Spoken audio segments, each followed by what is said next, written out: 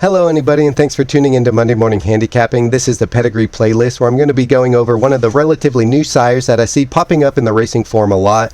I'm going to look at what this horse did on the racetrack, as well as what their progeny are doing on the racetrack, so that when you see a horse sired by one of these stallions, you can get a good sense of what their progeny are going to like to do best, and maybe get a chance at catching them at some good odds. And the stallion that I'm covering today is a horse named Oscar Performance. Just a little video rundown of what's in this video. First, I'm going to highlight the relevance and usefulness of Pedigree. I'm going to look at the racing career of Oscar Performance, what conditions suited him the best.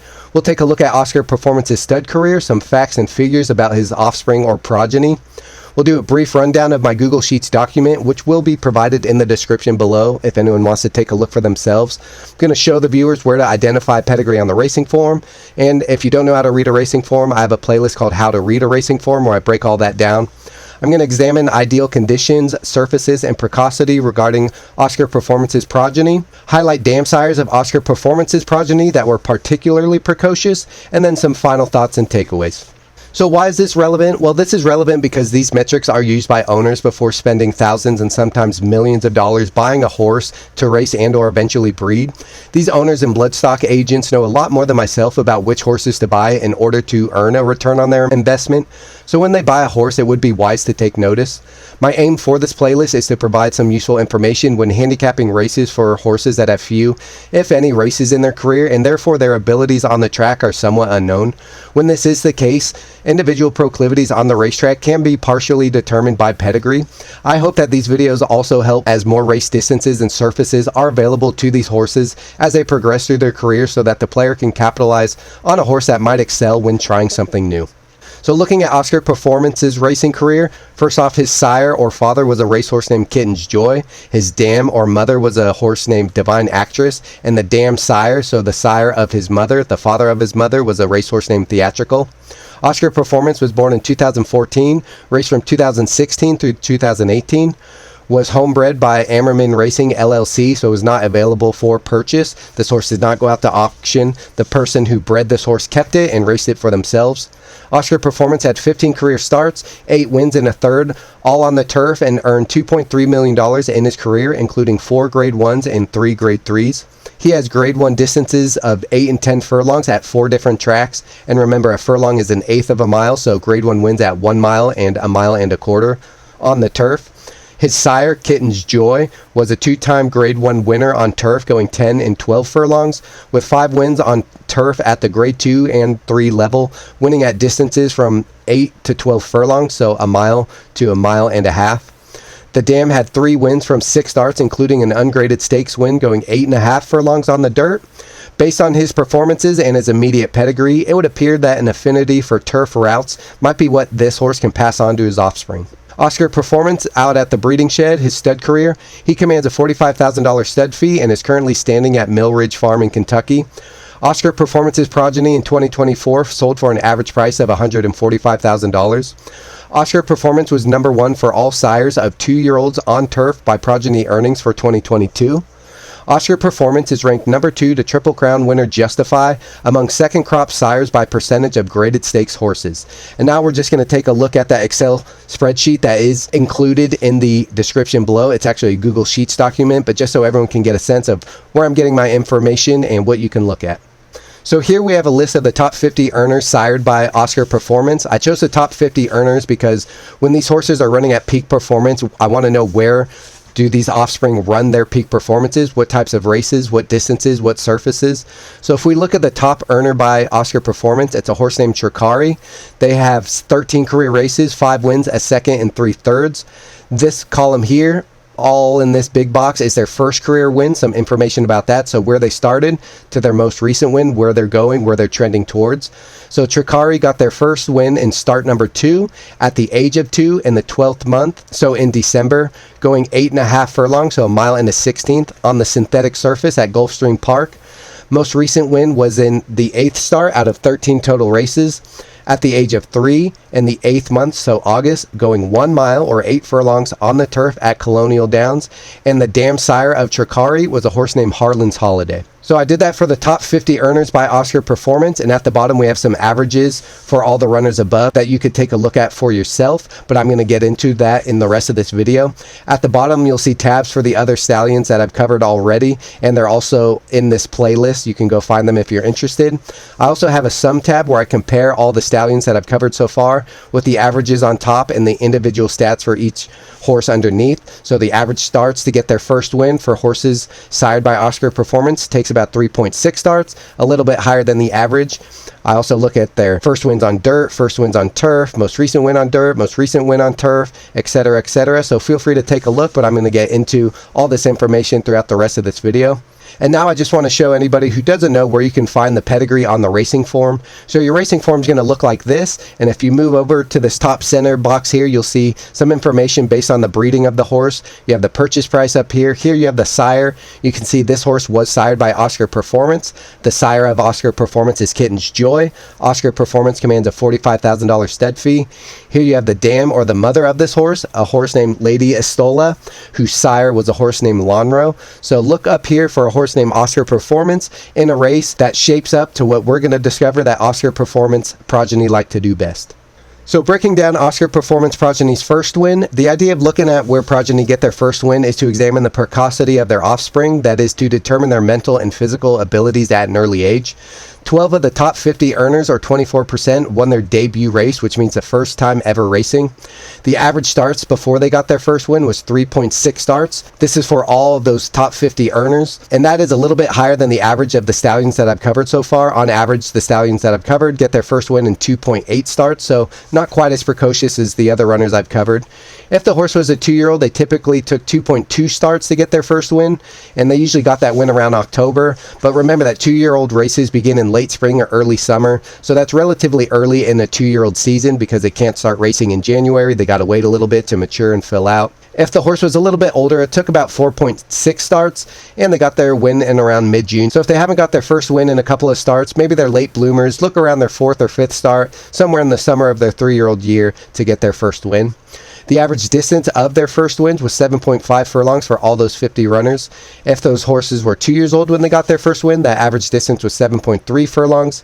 And route races for 2-year-olds begin in the fall and winter, so many of the early wins will be relegated to sprints since that's all that's offered.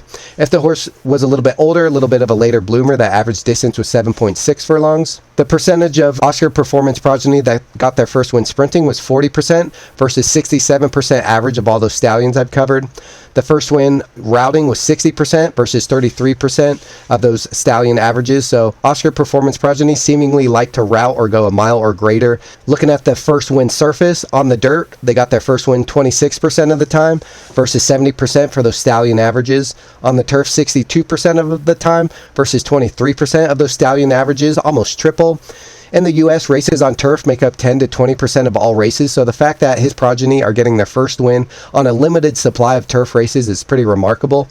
On the synthetic surface, 12% of Oscar Performance progeny get their first win on synthetic versus 7% stallion average. In the U.S., races on synthetic make up about 10% of all races, so again, a limited supply of synthetic races in general. Oscar Performance progeny latest win, so where are they progressing? Where they started to where are they headed? Average distance of most recent win was 8.1 furlongs versus that 7.5 furlongs for their first win, so stretching out a little bit more. Most recent win sprinting was 25% versus 40% in their maiden win or their first win. So going away from the sprints a little bit and moving to route races where they're winning their most recent race routing at 75% versus 60% on their first win. Most recent win surface, dirt 33% versus 26% in their maiden win, so ticking up a little bit. Turf 60% versus 62% in that maiden win. And in the winter, a lot of races come off of the turf. They want to protect the grass a little bit, and I have it get chewed up when it gets wet. But this is still a pretty high number, especially when compared to those other stallions.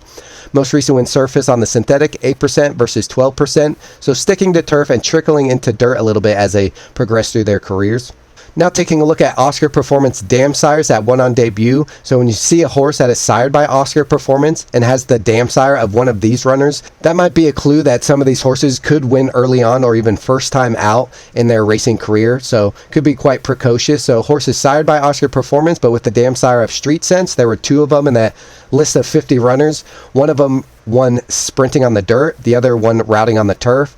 Dam sire of Langford, one routing on the turf, the dam sire by Scat Daddy sprinting on the turf, and so on. So when you're looking at your racing form and you see a horse by Oscar Performance, check the dam sire, see if it's one of these horses, and see what race that horse is in today. And if the dam sire and sire line up with the race condition that they're running in today, that one of these runners won on debut. So if the dam sire is Montague and they're sprinting on the turf in this race that you're looking at, that might be an indicator that the horse can win at this distance or is at least well suited for it. Overall key takeaways and final thoughts on this video. Oscar Performance's progeny are not exceptionally precocious, as it takes on average 3.6 starts for them to break their maiden versus 2.8 starts on average of the stallions I've covered so far. Oscar Performance's progeny won their debut race at a rate of 24% versus the 30% average.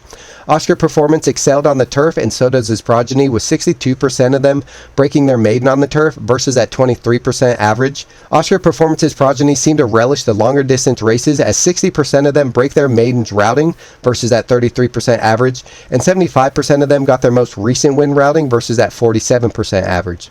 Oscar Performance's progeny seem to relish the turf surface and going a longer distance of ground. They might not always win first time out, but look for them to stretch out to further distances first and foremost. And if they are switching from a sprint race on the dirt to a route race on the turf, one should take note.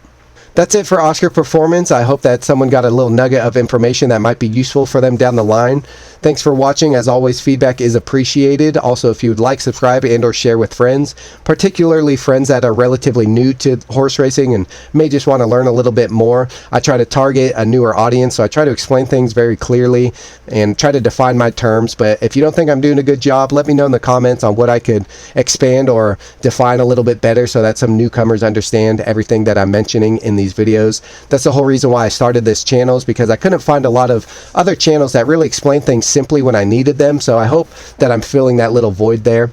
If you do know any newcomers, I have a couple of playlists for beginners. How to read a racing form. That's where I break down the racing form into bite-sized pieces and just talk about what each little section is telling you and how you can use it to make an educated decision when you're reading the racing form. The racing form is there to help the player. So if you can't read a racing form, it's a really key component of horse racing, and it's a real collaborative effort to go to a track with friends and discuss a race and talk about the merits, because you'll catch some things they don't see, they'll catch some things you don't see, and it'll make you think about the puzzle that is horse racing. So I hope that helps anybody who watches it.